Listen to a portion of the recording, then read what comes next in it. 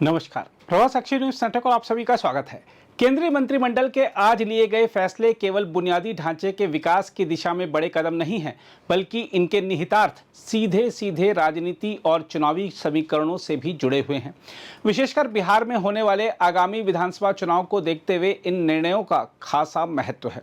हम आपको बता दें कि कैबिनेट के आज के फैसलों में बिहार के दो बड़े प्रोजेक्ट भी हैं। इनमें बख्तियारपुर राजगीर तिलैया रेलवे लाइन के दोहरीकरण की मंजूरी और साहिबगंज अरेराज बेतिया खंड को 4 लेन का बनाने का प्रस्ताव है।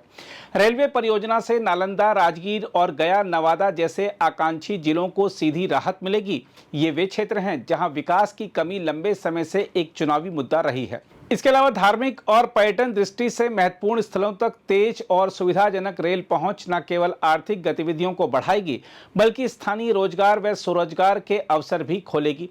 इससे ग्रामीण बिहार का वह तबका प्रभावित होगा जो परंपरागत रूप से रेलवे से अपनी आजीविका जोड़कर देखता है। सड़क परियोजना की बात करें तो NH 139W को 4 लेन का बनाने का निर्णय उत्तर बिहार की जीवन रेखा साबित हो सकता है।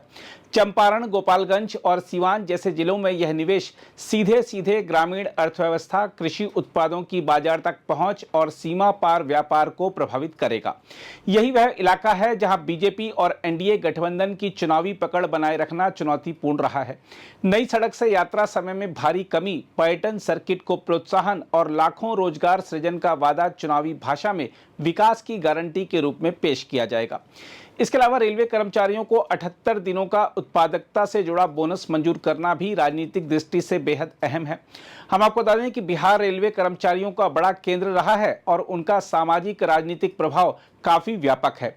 त्योहारी सीजन से ठीक पहले बोनस की घोषणा बीजेपी NDA के लिए गुडविल फैक्टर बन सकती है। इसके अलावा जहाज निर्माण और समुद्री क्षेत्र में 69,725 करोड़ रुपए के निवेश का फैसला बिहार से सीधे तौर पर न जुड़ते हुए भी राष्ट्रीय स्तर पर बीजेपी की बुनियादी ढांचा निर्माता वाली छवि को मजबूत करेगा।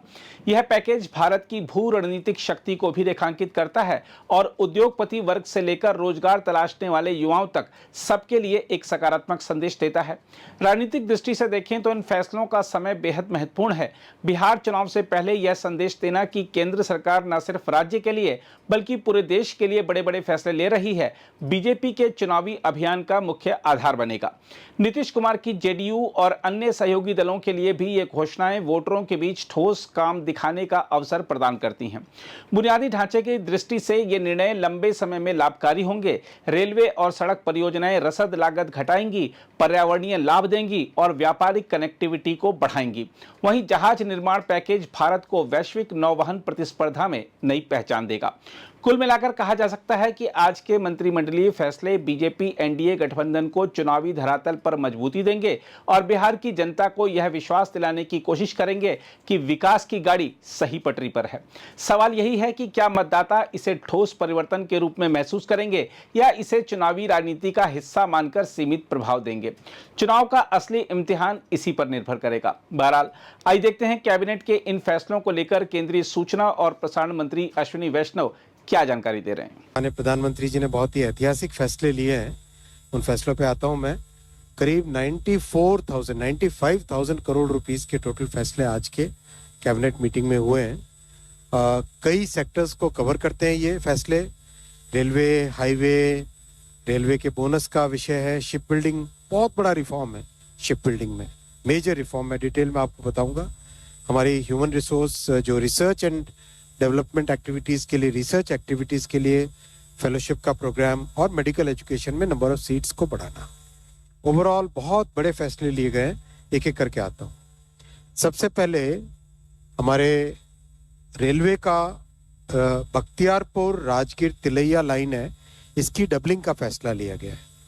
आप इस प्रोजेक्ट को अगर देखें, 4 बड़े जो हमारे सांस्कृतिक क्षेत्र हैं, राजगीर, नालंदा, पावापुरी, बोध गया जी मिला के ये बहुत ही इंपॉर्टेंट एक लाइन बनती है। ये लाइन अभी तक सिंगल लाइन थी, तो सिंगल लाइन के कारण इसकी लिमिटेड कैपेसिटी थी और डबल हो जाने से इसकी कैपेसिटी सब्सटेंशियली बढ़ जाएगी और सब्सटेंशियली बढ़ने से कई नई गाड़ियां चला पाएंगे और इसमें बिहार में काफ़ी एक बड़ा जो पटना और गया जी की कनेक्टिविटी का एक बड़ा माध्यम ये बनेगा और नीचे झारखंड के साथ कनेक्टिविटी का भी इसमें बहुत बड़ा माध्यम बनता है।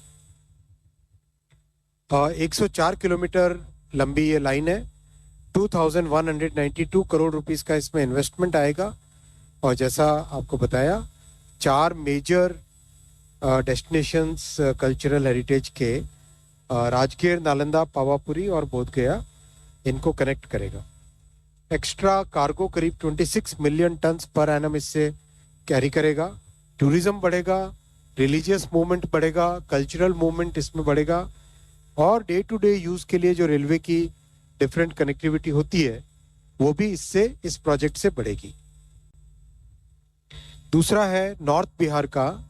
नॉर्थ बिहार में साहिबगंज बेतिया सेक्शन हाईवे का ये 79 किलोमीटर्स का है। 3822 करोड़ रुपीस के बनने से 4 लेनिंग इसका किया जाएगा। ये भी बहुत ही इंपॉर्टेंट प्रोजेक्ट है। आप नक्शे पे अगर देखो तो नॉर्थ बिहार में बेतिया, मोतिहारी, साहिबगंज वाला ये जो पूरा सेक्शन है इसको कंप्लीट कनेक्टिविटी फिर पटना तक 4 लेनिंग हो जाएगी। ऑलरेडी जो येलो में आपको दिखाई दे रहा है या पटना की तरफ से अगर चलें तो जो ये वाला सेक्शन है पटना से कारपुर, ये कंप्लीट हो चुका है। जो ब्लू में है कंस्ट्रक्शन चल रहा है अभी, जो येलो में है वो अवार्ड हो गया है और जो रेड में है वो अरेराज से बेतिया वो आज कैबिनेट में अप्रूव हुआ है। अगेन ये बहुत ही इम्पोर्टेंट सेक्शन है। इससे नॉर्थ बिहार की पटना के साथ कनेक्टिविटी बहुत बढ़ेगी। नॉर्थ और वेस्टर्न पार्ट्स ऑफ बिहार इससे कनेक्टिविटी बढ़ेगी। इसका कॉस्ट इन्वेस्टमेंट पड़ेगा 3822 करोड़ और हाइब्रिड एन्युटी मॉडल में बनेगा और बहुत बड़ा जो हमारा मेजर बुद्धिस्ट सर्किट है नॉर्थ बिहार में, वैशाली, केसरिया जी, इन सब को जोड़ेगा ये। प्लस एक बहुत इम्पोर्टेंट यहाँ पर एनिमल अपना ये टाइगर रिजर्व भी है, क्या नाम, वाल्मीकि नगर टाइगर रिजर्व भी है, उसको भी कनेक्टिविटी मिलेगी इस प्रोजेक्ट से। इंडस्ट्री की ग्रोथ होगी, ट्रेड बढ़ेगा, लोगों का आना जाना आसान होगा। जो ओवरऑल बेतिया से साहिबगंज के बीच में आज जो 2.5 घंटे लगते हैं वो 1 घंटे में पहुंच जाएंगे।